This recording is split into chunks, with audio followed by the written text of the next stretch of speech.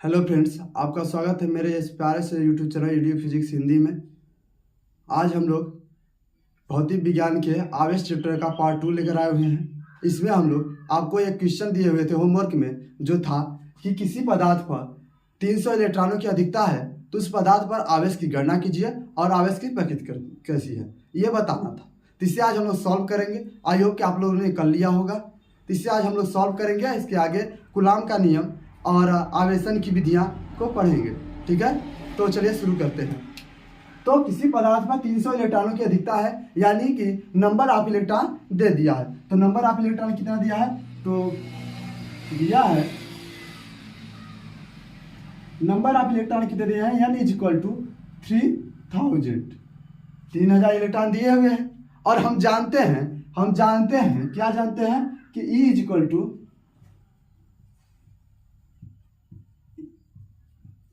ई। Electron पर आवेश कितने होते हैं, तो इलेक्ट्रॉन पर आवेश होते हैं 1.6 इंटू 10 पावर माइनस 90। इलेक्ट्रॉन पर आवेश -1.6 इंटू 10 पावर माइनस 90 होते हैं। लेकिन जब हम न्यूमेरिकल को सॉल्व करेंगे तो वहां पर माइनस को नहीं लेंगे। ठीक है, इसके बाद हम फार्मूला लगाएंगे। कौन सा सूत्र लगाएंगे, सूत्र हम जानते हैं कि आवेश Q बराबर होता है N इंटू ई। N का मान दिया हुआ है 3000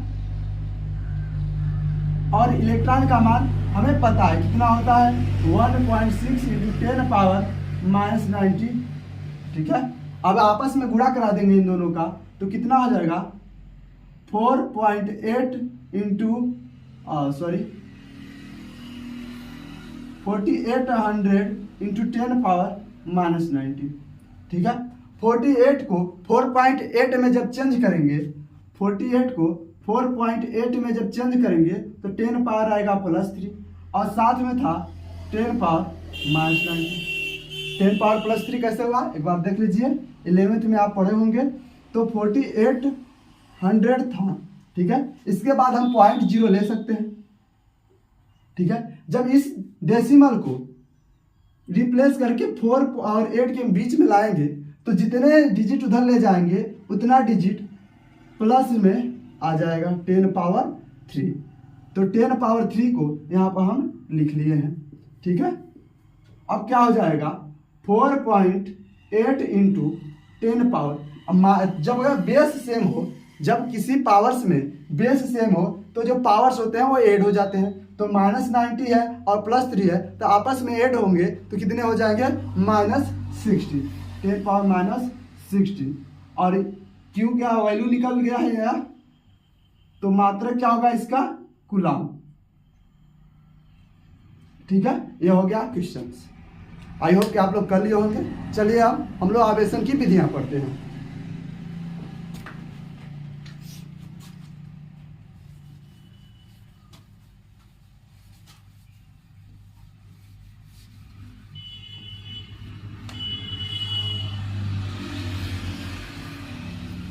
आवेशन की विधियां पढ़ने से पहले हम आवेश के गुण पढ़ लेते हैं। तो आवेश के गुण, अगला हेडिंग है आवेश के गुण।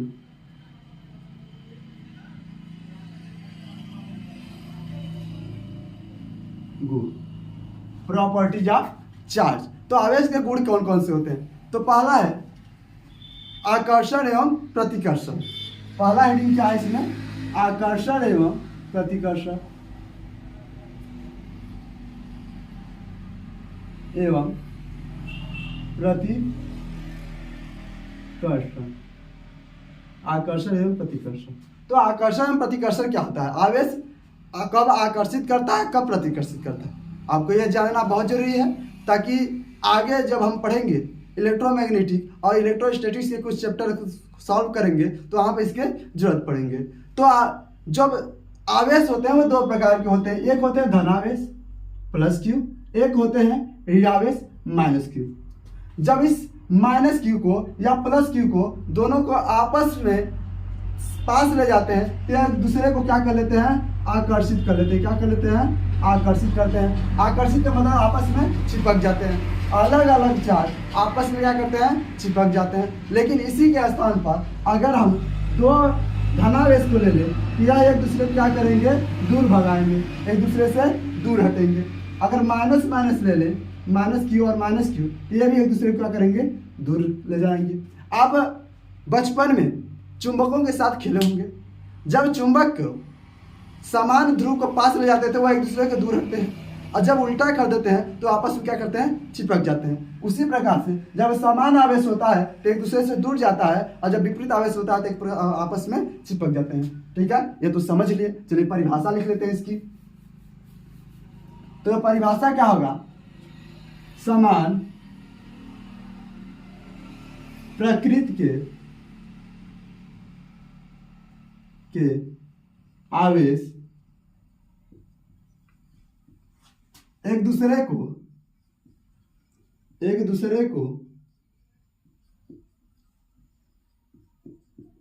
प्रतिकर्षित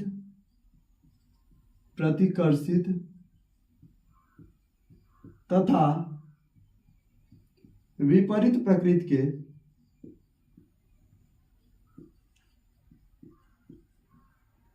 के आवेश एक दूसरे को आकर्षित करते हैं।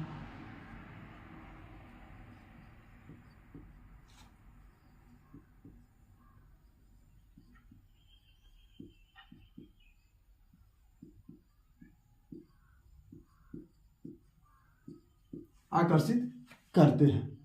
ठीक है, ये हो गया आकर्षण एवं प्रतिकर्षण।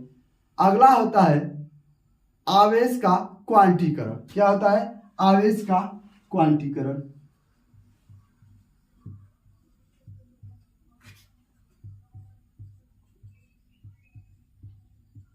क्वांटीकरण, आवेश का क्वांटीकरण क्या होता है? तो आवेश का क्वांटीकरण का मतलब यह है कि आवेश जो है सदैव पूर्ण धनांक पूर्ण गुणज के रूप में ही चलते हैं। यानी हम बोले कि किसी पदार्थ से इलेक्ट्रॉन, किसी पदार्थ से आवेश एक दूसरे पदार्थ पर जा रहा है, या तो वह एक आवेश जाएगा, या तो 2 जाएगा, या तो 5 जाएगा, या तो 10 जाएगा। कभी भी आवेश 1/2, 3/4 ऐसे नहीं जाएगा। यानी जब भी आवेश जाएगा एक पूर्णांक जाएगा, कभी पॉइंट में आवेश नहीं जाएगा। ठीक है, तो आवेश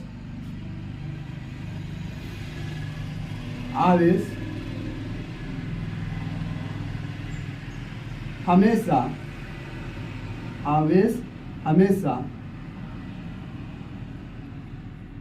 पूर्ण गुणज के रूप में चलता है, पूर्ण गुणज के रूप में चलता है। यानी कि जो आवेश हो जाएगा या तो नेगेटिव या तो पॉजिटिव, इलेक्ट्रॉन और इलेक्ट्रॉनों की संख्या का गुणनफल होगा। ठीक है, ये 2 इंपॉर्टेंट आवेश के गुण हो गए। ठीक है, अब पढ़ते हैं हम आवेशन की विधियां। आवेशन की विधियां क्या है, यानी कैसे कोई पदार्थ आवेशित होगा। ठीक है,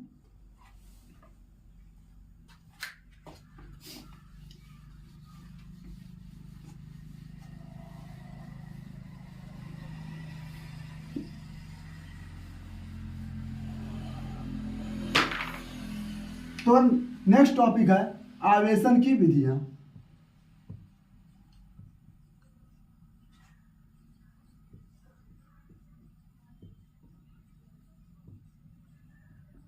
आवेशन की विधियों में हम क्या पढ़ेंगे, तो आवेशन की विधियां में हम पढ़ेंगे कि आवेश एक पदार्थ से दूसरे पदार्थ पर कैसे भेजे जा सकते हैं, यानी कि कैसे एक पदार्थ से दूसरे पदार्थ पर जाते हैं। ठीक है, तो इसमें फर्स्ट हेडिंग है, यानी पहला प्रकार है चलन विधि। चलिए पहले घर्षण विधि पढ़ते हैं। तो पहला है घर्षण विधि। घर्षण विधि, घर्षण से आप समझ गए होंगे कि इसमें आपस में रगड़ होगी। आपस में क्या होगी, रगड़ होगी। यानी जब 2 वस्तुओं को आपस में हम रगड़ेंगे तो उन दोनों के बीच में इलेक्ट्रॉन का साझा होगा, इलेक्ट्रॉन का आदान प्रदान होगा, और वहां पर जो इलेक्ट्रॉन आदान प्रदान होने से आवेश उत्पन्न होगा, उस आवेशन की विधि को क्या कहेंगे, घर्षण विधि। ठीक है, तो इसमें लिख देते हैं 2 वस्तुओं को परस्पर रगड़कर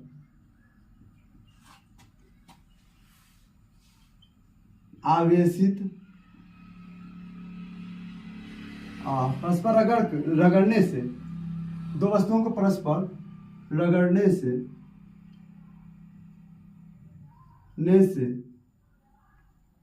दोनों वस्तुओं पर आवेश उत्पन्न हो जाते हैं, और इस विधि को क्या कहते हैं? इस विधि को घर्षण विधि कहते हैं।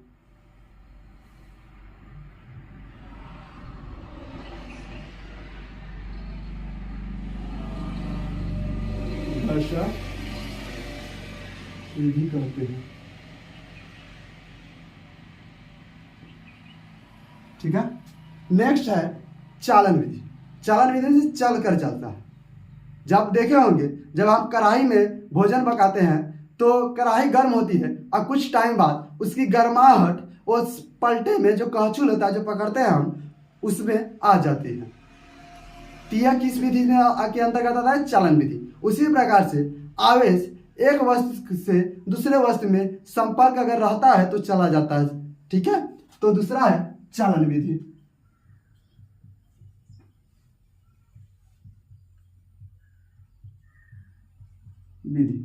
इसमें क्या है, लिख लेते हैं।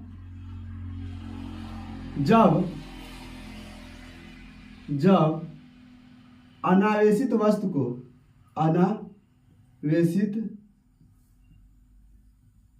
को किसी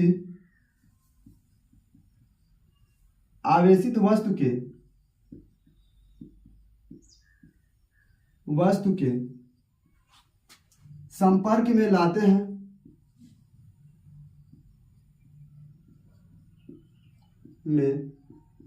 हैं तो अनावेशित वस्तु पर भी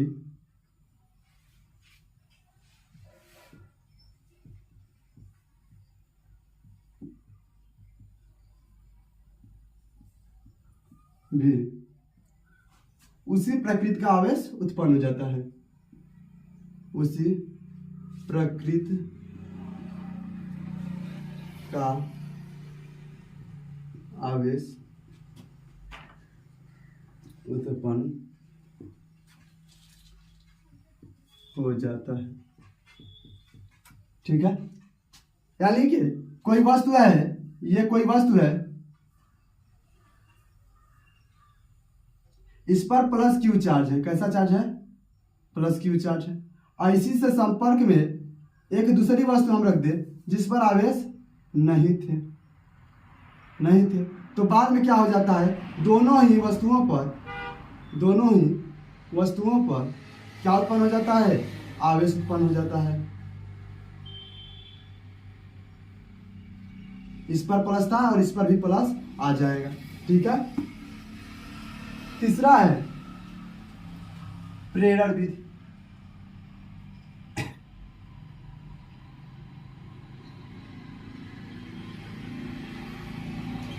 प्रेरण विधि क्या होता है? यह कुछ करेगा नहीं, लेकिन प्रेरणा देगा। जैसे हम आपको पढ़ने के लिए मोटिवेट करते हैं, हम तो पढ़ते हैं नहीं ना, आपको पढ़ाते हैं, लेकिन हम आपको मोटिवेट करते हैं जिससे आप पढ़ाई करते हैं, तो यह प्रेरणा देना एक प्रेरण विधि कहलाता है। उसी तरह से प्रेरण विधि में जो आवेश होगा दूसरे को विपरीत आवेश लेने के लिए प्रेरणा देगा और उस पर विपरीत प्रकृति की आवेश उत्पन्न हो जाएंगे। तो इसमें होगा जब अनावेशित वस्तु के निकट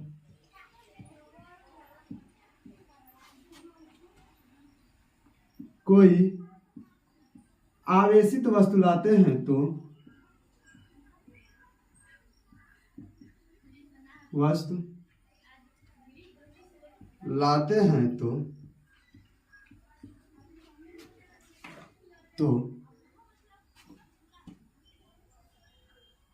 अनावेशित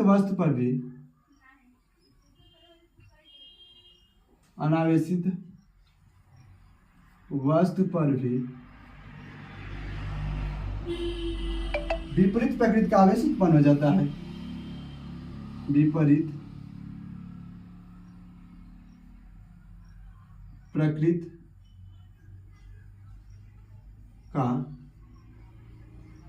आवेश उत्पन्न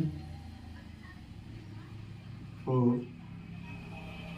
जाता है। ठीक है, ये रही आवेशन की विधियां। ठीक है, चलिए अब हम लोग आज के लास्ट हेडिंग कूलाम के नियम के बारे में पढ़ लेते हैं। कूलाम का नियम क्या है और कूलाम के नियम से सूत्र का निगमन करेंगे। ठीक है,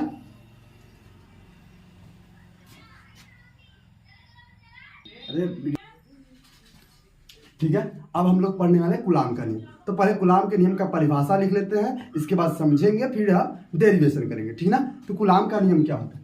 तो किन्हीं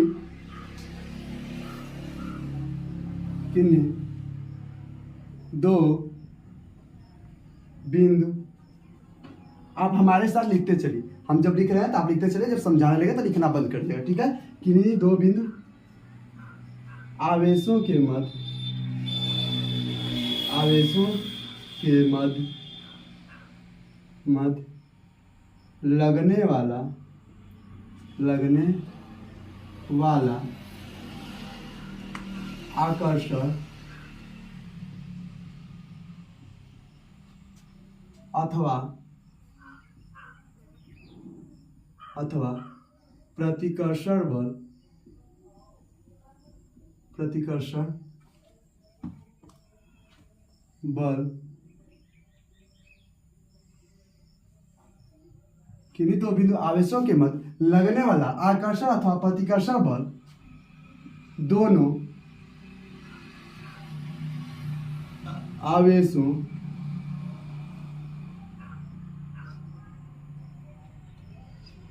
की मात्राओं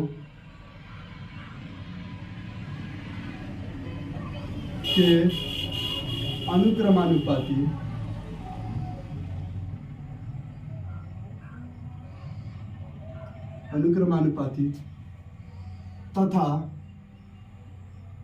तथा उसके बीच की दूरी के वर्ग के व्युत्क्रमानुपाती होता है।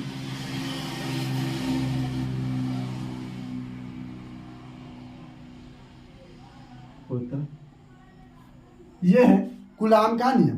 कूलाम ने बताया था कि जो कोई दो आवेश है उनके बीच में जो आकर्षण अथवा प्रतिकर्षण, अब जानते हैं कि समान चार्ज है तो आकर्षित करेंगे और विपरीत चार्ज है तो प्रतिकर्षित करेंगे।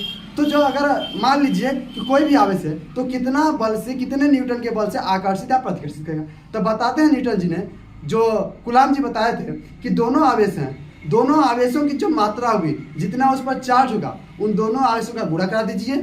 ठीक है, और उनके बीच की जो दूरी है उसका वर्ग का भाग दीजिए, और जितना आएगा वही क्या होता है? बल होता है, दोनों के बीच लगने वाला। ठीक है, तो क्या होता है परिभाषा? दोनों आवेशों के मध्य लगने वाला आकर्षण अथवा प्रतिकर्षण। आकर्षण मतलब आपस में कितना खींच रहा है या रिपेल करा, अट्रैक्ट और रिपेल कर रहे हैं, तो उन दोनों का बल जो होगा, दोनों आवेशों की मात्रा, यानी जो आवेश है उनकी गुणन मात्रा जो है, मान लीजिए किसी का एक Q1 है, Q2 है, तो उन दोनों की मात्रा के गुणनफल के, मात्राओं के, सॉरी एक छूट गया है, मात्राओं के, यहाँ लिख लीजिएगा, गुणनफल के अनुक्रमानुपाती तथा उसके बीच की दूरी के वर्ग के व्युत्क्रमानुपाती होता है। चलिए इसे अब हम मैथमेटिकल कर लेते हैं, सिद्ध कर लेते हैं कि कूलाम का नियम आखिर कहता है क्या है। तो यहाँ पर देखिए, कोई एक पिंड है, यहाँ पर कोई एक पिंड है और एक पिंड यहाँ पर है, एक पिंड यहाँ पर, इन दोनों के बीच की दूरी जो है, मान लेते हैं इन दोनों के बीच की दूरी कितनी है? r है। और ये दोनों कहाँ रखे हैं? तो ध्यान रहे, ये निर्वात अथवा y में रखे हुए हैं। अब इन दोनों पर आवेश कितना है? इस पर आवेश है Q1, इस पर आवेश है Q2, माने हैं। ठीक है, तो चलिए माने हैं तो लिख लेते हैं माने क्या क्या है। तो माना माना आवेश Q1 तथा Q2 निर्वात अथवा वायु में परस्पर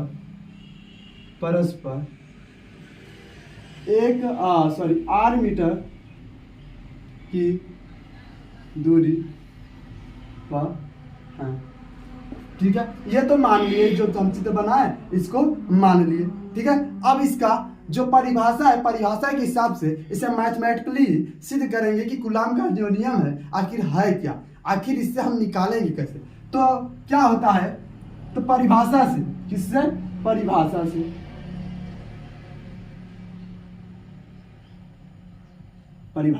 परिभाषा क्या कहता है कि दोनों बिंदु आवेशों के मध्य जो लगने वाला, इन दोनों आवेशों के मध्य जो लगने वाला बल है, अब ये दोनों क्या है, प्लस क्यू है, मान लीजिए प्लस क्यू है, तो एक दूसरे को क्या करेंगे, दूर हटाएंगे, इधर ढकेलेगा और इसको इधर धकेलेगा, इन दोनों क्या करेगा, दूर करेगा। तो इन दोनों के बीच जो बल लग रहा है, प्रतिकर्षण बल लग रहा है, उसका जो मान होगा, दोनों आवेशों की मात्रा यानी Q1 और Q2 के गुणनफल, यानी Q1 और Q2 का गुणनफल के अनुक्रमानुपाती होता है। जो बल होगा यानी F जो होगा, इन दोनों के मात्रा के गुणनफल, मात्रा जो है Q1 और Q2, इन दोनों का क्या दिए, गुणनफल के अनुक्रमानुपाती होगा, अनुक्रमानुपाती हो गया।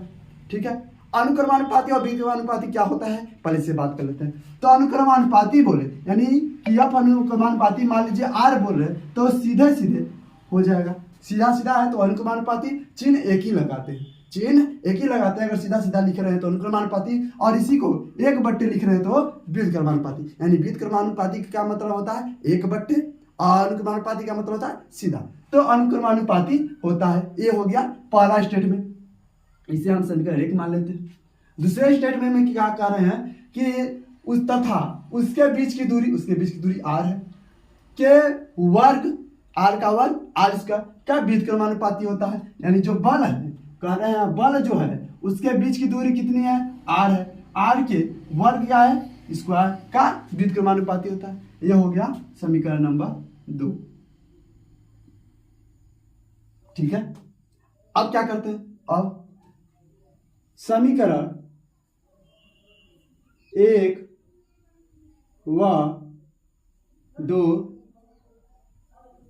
से, समीकरण 1 व 2 से, समीकरण 1 और समीकरण 2 क्या है, यानी दोनों को मिला देंगे, यानी F बराबर ये अंश हो गया और F बराबर r² हर हो गया, तो दोनों को मिला देंगे, अंश और हर आपस में जुड़ जाएंगे, तो क्या बनेगा, F अनुक्रमानुपाती Q1 Q2 by r²।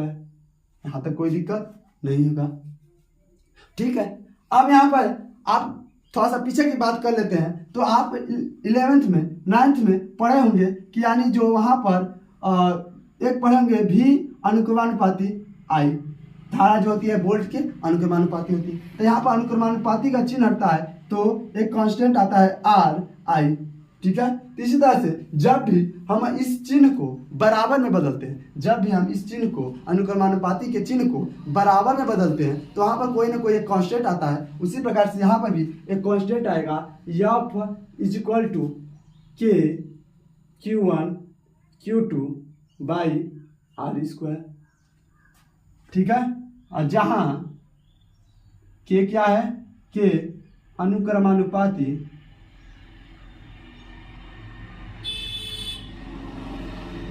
नियतांक, क्या है, नियतांक है, अनुक्रमानुपाती नियतांक है। ठीक है, अब देखिए जब अनुक्रमानुपाती नियतांक है हो गया। अब देखिए यह जस्ट एक मिनट था, चेक करते हैं नीचे दिख रहा है कि नहीं, हाँ दिख रहा है ना। चलिए, तो यह इजकल टू स्मॉल के का मान क्या होता है, तो प्रयोगों से पता चला कि स्मॉल के का जो मान होता है वो होता है 1/4 पाई इप्सिलॉन नॉट कैपिटल के, और इसके बाद Q1 Q2 बाई r²। ध्यान दीजिए यहाँ पर जो के है, यहाँ पर जो के है निर्वात अथवा वायु के लिए 1 है, लेकिन अन्य माध्यमों में जो परावैद्युतांक होगा वो अलग अलग होगा। तो यहाँ पर लिख लेते हैं इस मान के बराबर 1/4 पाई एप्सिलॉन नॉट के। ठीक है, एप्सिलॉन नॉट के। चलिए अब बगल में कर लेते हैं। यदि जो हमारा ये पिंड है निर्वात अथवा वायु में है, यदि आवेश निर्वात अथवा वायु में हो, निर्वात अथवा वायु में हो, जब आवेश निर्वात अथवा वायु में होंगे तो इसके लिए जो कैपिटल के है, जो यहाँ पर कैपिटल के है उसका मान क्या हो जाएगा, तो इस कैपिटल के का मान हो जाएगा 1। तब क्या हो जाएगा, तब हो जाएगा F is equal to 1/4 pi epsilon nought Q1 Q2 by R square. ठीक है, यह हो गया आपका फोर्स का फार्मूला जो कूलाम जी ने बताया था। फिर बाद में फिर प्रयोग किए गए तो बाद में क्या पता चला कि जो 1/4 पाई एप्सिलॉन नॉट होता है, जो 1/4 पाई एप्सिलॉन नॉट होता है, ये होता है, इसका मान कितना होता है 9 × 10⁹। इसके बाद क्या हो गया Q1 Q2 by R square. इसका मात्रा क्या होता है, तो फोर्स है, आप जानते हैं फोर्स का मात्रा क्या होता है, न्यूटन। फोर्स का मात्रा क्या होता है, न्यूटन। अब फोर्स का मात्रा न्यूटन होता है, यहाँ पर बगल में लिख लीजिएगा, जहाँ 1/4 pi epsilon nought is equal to 9 × 10⁹। ठीक है, आई होप कि समझ में आ गया होगा।